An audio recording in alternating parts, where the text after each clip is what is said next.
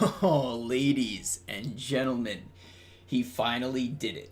He did it. Elon Musk bought Twitter for about $44 billion at approximately $54.20 a share. What's going on, everybody? Cryptix, and this is some pretty crazy news, guys. I mean, we're going to get into all the nitty gritty, but just taking a step back, this easily has to be the biggest and most expensive troll move in the history of the entire planet, okay? I think this has got to be one of the most just troll things a person has done all time. All right, now before we get into the rest of the video, guys, don't forget to drop a like, subscribe if you are new, comment down below what you think about this situation. Now let's get into it.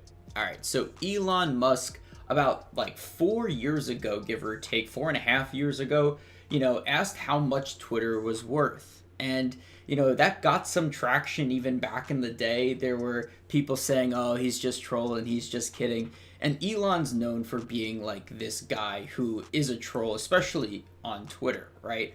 So as time went on, we have seen social media in general, mind you, right? Because even, YouTube, the platform that I've uploaded videos on, even on another account where I have 120,000 subs. This is the second channel for those of you that don't know.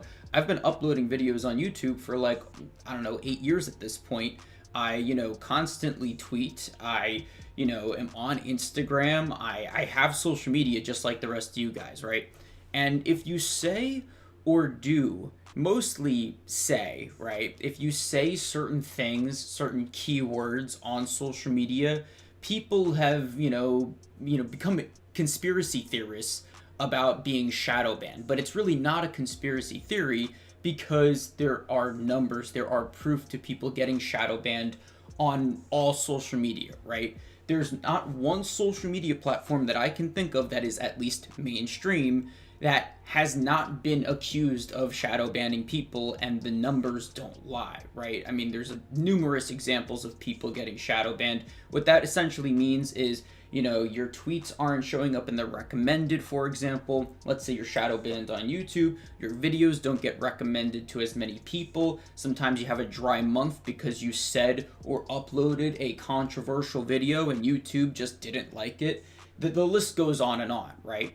So, especially over the past 2 years, there's been a lot of people, left and right wing, just pissed off at each other, essentially, right? And social media is to blame for it because of their algorithms, because of, there's the Russian bots, there's Chinese bots basically trying to pin American people against each other. And of course, other people use social media, other countries, but America is one of the focal points here because A, we're like one of the first people to adopt social media, right? And B, our country is just so polarized.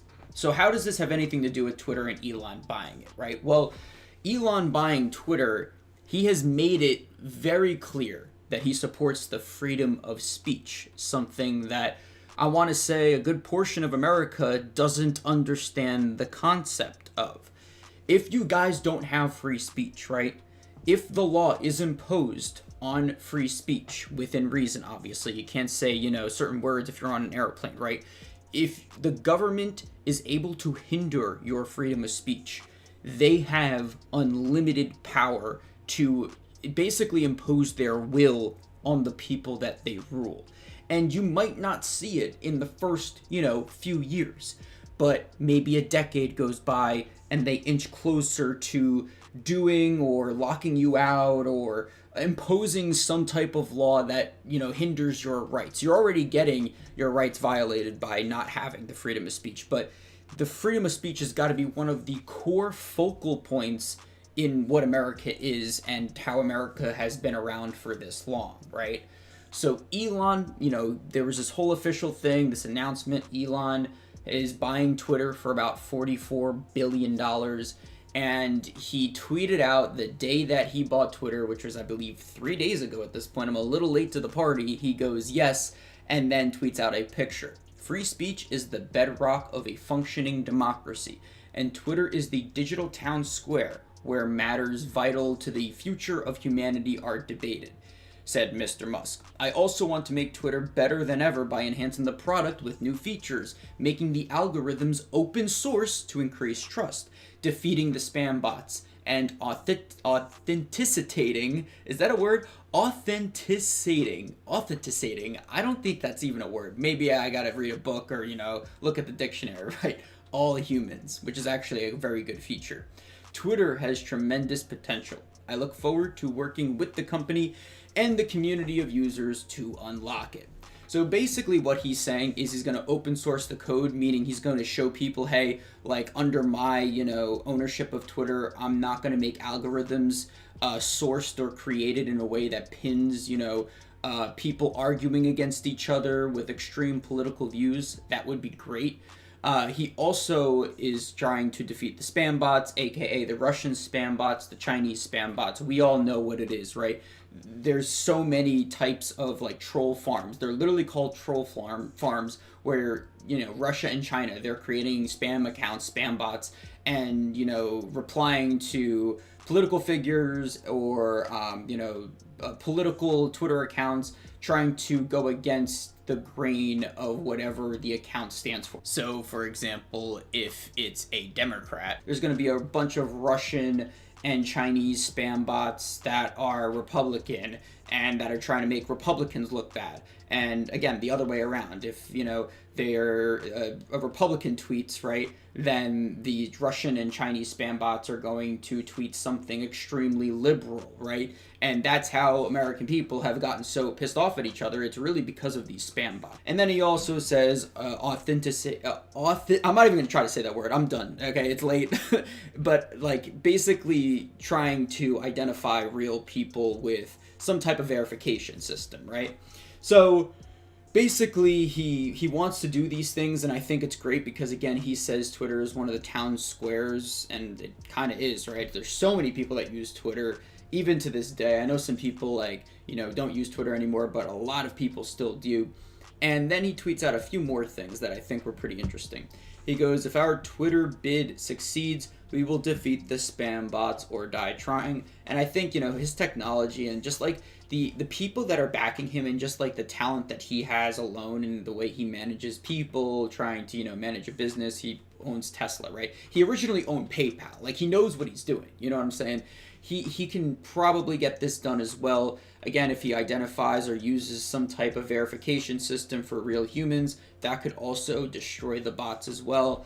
They're even talking about, and I don't know where I got this from, I think it was from a podcast. Basically, at one point, Twitter was trying to figure out how they could verify humans and defeat the spam bots, and it would be like if, they charged people like $3 to $5, for like a lifetime, right? Lifetime $3 to $5, no subscription or BS or anything like that, but just spend $3 to $5 to make sure that your account is, verified for a real person, right?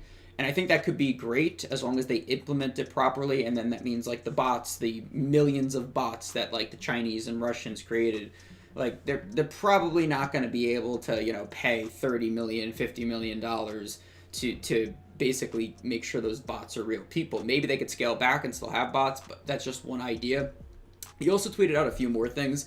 I hope that even my worst critics remain on Twitter because that is what free speech means. And it's got like 3.2 million likes, 70,000 retweets, or 70,000 quote retweets and 389,000 retweets. So like from my understanding and just like my own personal belief is like majority of Americans want the freedom of speech. Regardless if you're liberal or Republican, I really do believe that most people want this core value, this human right, still within their country. If you don't want this in the United States, you belong to China. You should go to Russia. You should go to another country that does not have freedom of speech, see what it's like, and then you can come crawling back here. That's my own personal opinion. And again, if we don't have it, if the government imposes some type of way to hinder our freedom of speech, they're just going to keep inching towards some type of, communist or dictatorship or something like that, right? So this is great. This is great to hear.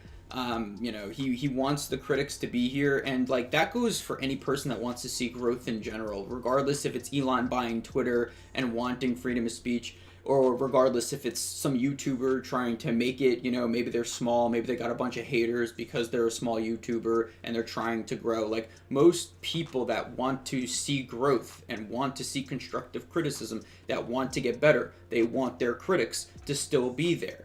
That's just another great thing, great character trait from Elon. He also says for Twitter to deserve public trust, it must be politically neutral, which effectively means upsetting the far right and the far left equally. And we've seen in social media's past, regardless if it's Twitter, YouTube, etc., they support left-wing ideology. I think we can all agree on that as well, because the whole, I'm not even going to say the word because this video might get shadow banned on YouTube, speaking of it, right? But we know what's been going on for the past 2 years.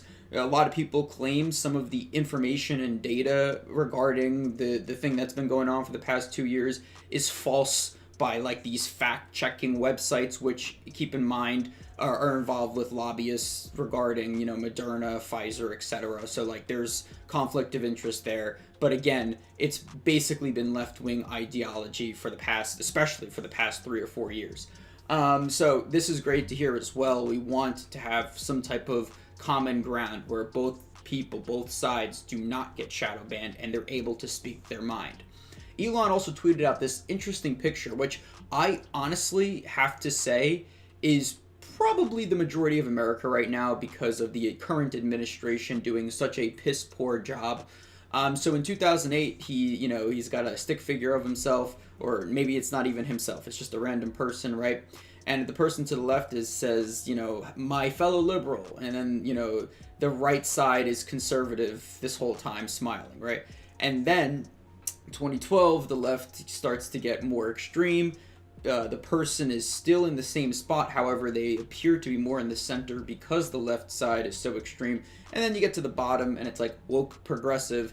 And basically, if you're not that, you're a bigot, you're racist, you're transphobic, you're fatphobic, you're homophobic, all of those things, right? And that person is still in the same spot. Now they're considered right-wing. And, at the end of the day, I think I can personally relate to this, and I think a lot of other people can also relate to this as well. Not to get too political, but I mean, at the end of the day, freedom of speech has to do with politics because it's a human right, which it seems crazy to begin with. It is a human right, but it's also an American right.